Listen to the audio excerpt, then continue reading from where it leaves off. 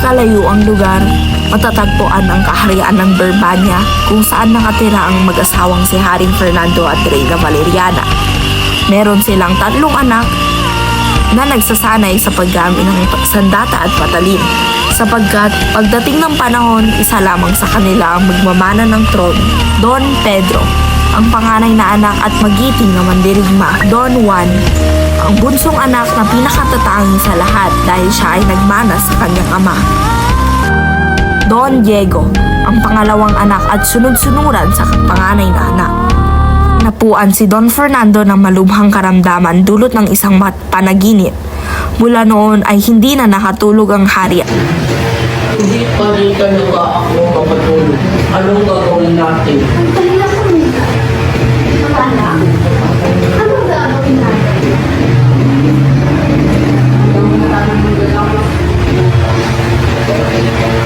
Dumating ang isang medikong paham at tinignan ang karamdaman ng hari. Tanging lunas ay awit ng isang ibon na matatagpuan sa bundok Tabor.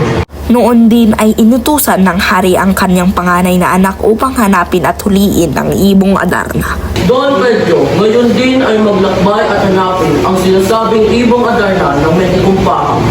Susunod tayo. Nay, huwag kang mag-alala. May uwi pong ibong agad ng magpakulay sa itali. Mag-iingat ka. Nakasabit natin yung baon kasama na yung kabayo sa labas.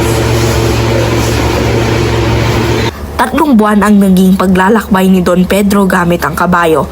Ngunit sa kalagitnaan ng kanyang paglalakbay ay namatay ang kanyang kabayo dahil sa gutom.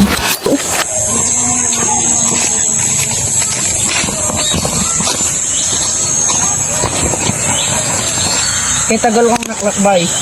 Ngunit namatay rin ng aking kabayo. Pero hindi ko pa na natatagpuan ang puno na sinasabi ng medikong paham.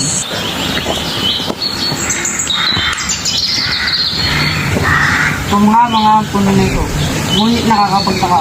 Yung isang ibon walang dumadapo.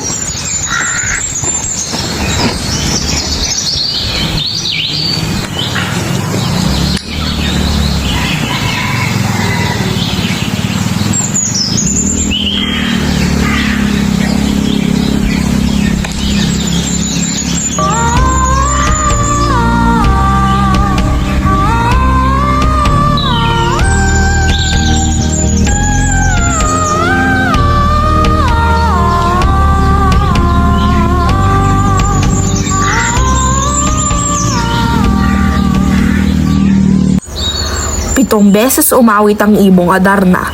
Nakasanayan niya na rin dumubi bago matulog. Hanggang sa naging bato si Don Pedro dahil napatakan siya ng ipot ng ibong Adarna. 3 buwan na ang nakalipas. Ngunit hindi pa rin bumabalik ang kapatid niyo si Don Pedro.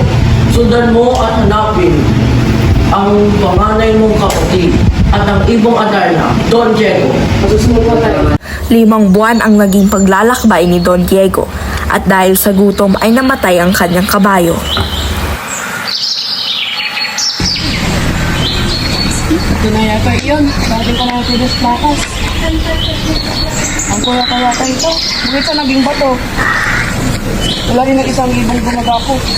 Kapag na muna habang nakintay yung ibang ito.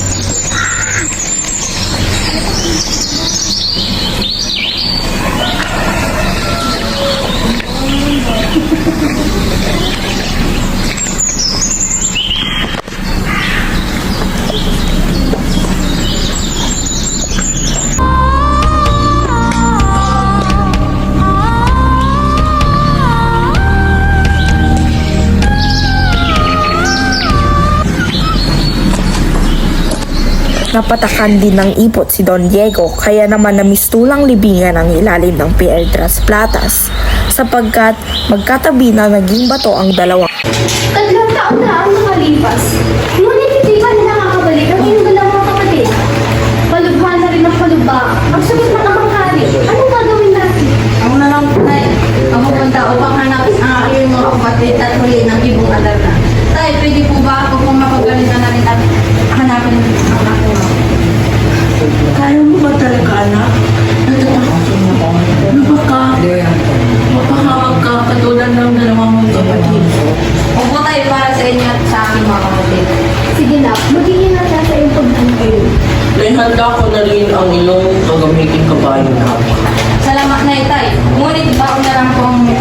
at hindi na ang babae. Maglalakad na lang po ako. Tuwing makaisang buwan lamang siya kumakain ng tinapay, hindi niya na naalintana ang anumang gutom, pagod at hirap na pinagdadaanan.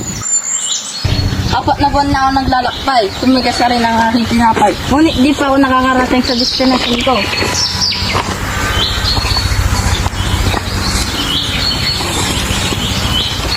Pwede po bang humingi ng kunting limos? Sige po sa inyo na lang po to. Maraming salamat. Ano po ang iyong pakay? Nais ko pong huli ng ibong Adarna at hanapin ng aking mga kapatid. Huwag kang titingin sa Piedras Platas. Sa halip, tumingin ka sa baba. Di mo makikita ang dampa. Salamat po sa mga inyong payo. Maraming salamat sa iyong kabutihan. Ito ang tinapay mo. Ay, hindi na po sa inyo nakakanakalak po akong tawahan ko.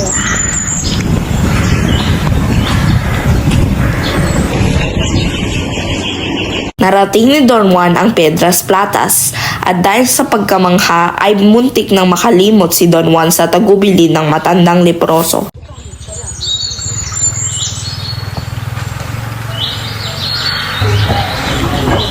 Ito na daw yung daw na mga matulong sa akin. So, nandito yung tinapay na binigay ko sa matandang leproso. Ay mo nag-aray sa engkantado. Malalim na ang gabi ko din dumapo sa Piedras Platas. 7 beses ko na umawit at 7 beses di magpalit ng kulay. Sa oras nito ay umawit ay kailangan mong hiwain ang iyong palad at tigaan ng balak upang malabanan mo ang iyong tantok. Kailangan mong maiwasan ang gabi ng ibon sapagkat magiging bato ka kapag di mo naiwasan. Dumudumi ito bago matulog. Salamat sa mga payo. Ngayon, alam mo na ang gagawin. Nagagala akong tulungan ka at ang iyong pamilya. Ito ang sintas na ginto. Gamitin mo itong panghuli at panggapos sa ibon. Ito ang sintas na ginto. Ito na rin ang gayak.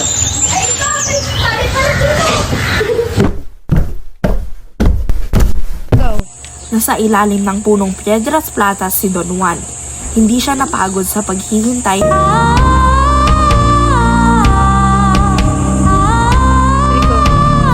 Pitong awit ng ibon katumbas ang 7 sugat ni Don Juan sa palad.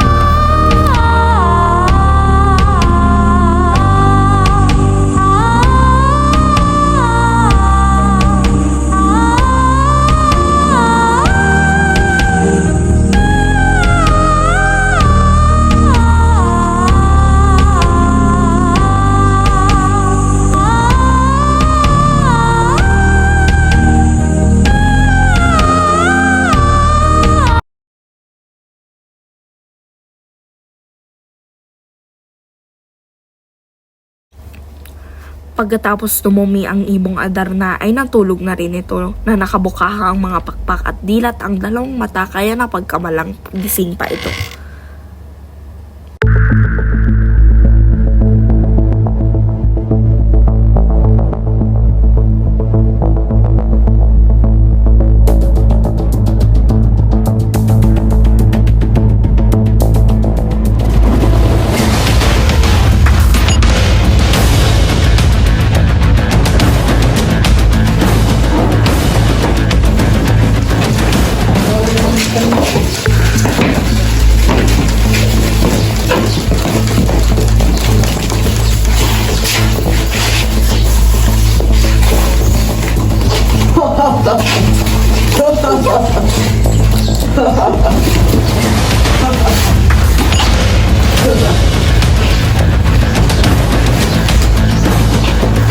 Kunin mo ang banga at punuin mo ng tubig. Saka mo buhusan ang 2 bato. Ngayon din, ermitan niyo.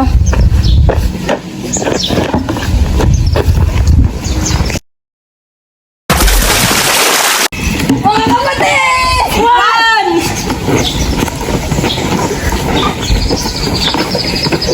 Pumunta na ng damba ang magkakapatid at nagkaroon ng bitik. Dito na kasi lang. Oo nga, buti na nga lang. Nabuhay natin yung ibong Adarna, ma. Akin ang iyong palad at mapangiran ko ng gamot. Magaling na. Naway, makarating kayo ng malugod at payaha sa iyong kaharian at ang pagliligaw. Pagsanang manahan sa kaninumang puso.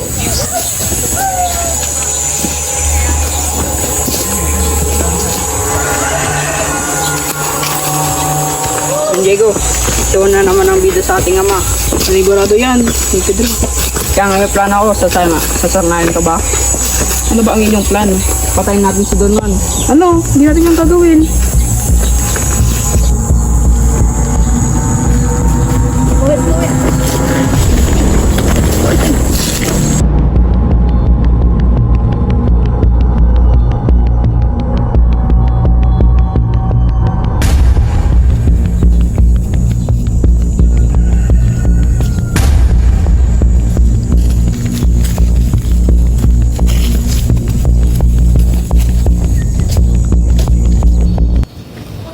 Bumalik sa palasyo ang dalawang prinsipe at doon ay nakita ang amang hari ng naratay mali. Hindi niyo ba kasama ang bunso niyong kapatid? Nasaan siya? Ewan po namin tayo kung nasa siya. Ito na, inuwalan na tayo. Hindi ako mapapagaling na. Sa ganyang itsura, bagkus, mas lubha pa ang aking sakit. Palubha na ng palubha ang sakit ng amang hari. Bakit hindi pa rin kumakanta ng ibong Adarna? Nasa gitna ng kagubatan si Don Juan. Magaang buong katawan niya, may pilay sa tadyang at matindi ang nararamdamang gutom at pagkauhaw. Tanging panalangin na lang ang kanyang pag-asa. Malabarin! Pagbahay mo ba ang buhay ko at iligtas ang aming ama? Hindi ako makapaniwala na ginawa sa akin ito ng kapatid ko. Kung ayun ang nais sila, ipapagalob ko na lang ang ibong Adarna.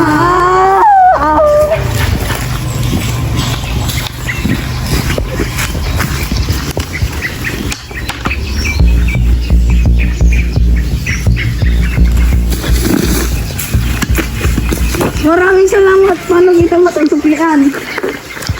Wala iyon. Wala ang gagawin kundi umuwi sa iyong kaharian upang tulungan ang iyong ama. Nagmamadaling tinahak ng prinsipe ang daan pauwi ng Berbanya. Ama! Nandito na po ako! Sinaksin ng dalawa niyong anak si Don Juan. Si Don Juan ang aking tunay na amo.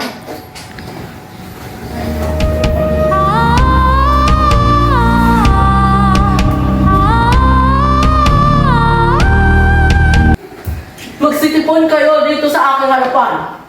Dahil hinahatulan ko na ipatapon si Don Pedro at Don Diego bilang kaparusahan nila.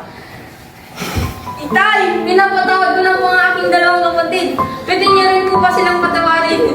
Walang perfectong tao. Huwag niyo na po silang ipatapon. Ipinapatawad ko na kayo. Ngunit ipangako nyo sa akin na hindi na ito mauulit. Sapagkat sa susunod gawin nyo ito, kamatayan na ang pamanusahan nyo. Nagbalik ang kasiyahan sa buong palasyo dahil sa tuluyang paggaling ng hari at naging aliwan ang pag-awit ng ibong Adarna.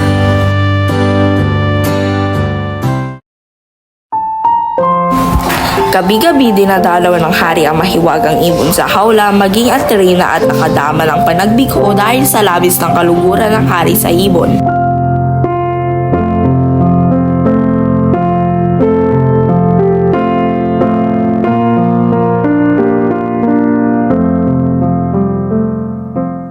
Don Juan, Don Pedro, Don Diego. Bantayan nyo ang ibong Adarna upang hindi makawala sa hawla. Mananagot sa akin ang sinumang magpabaya.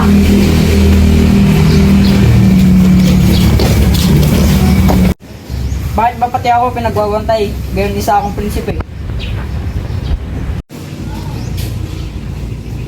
Si Don Diego ay madalas antukin at may iniisip sa bagal ng oras habang nag-aantay.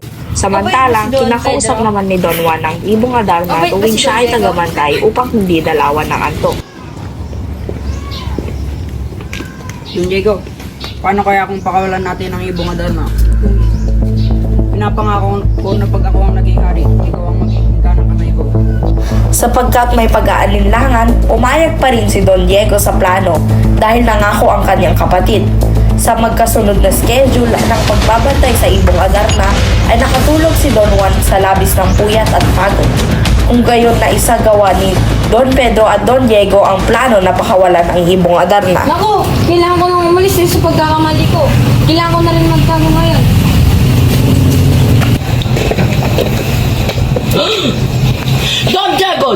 Pedro, Don Juan, nasaan ang ibong Darna?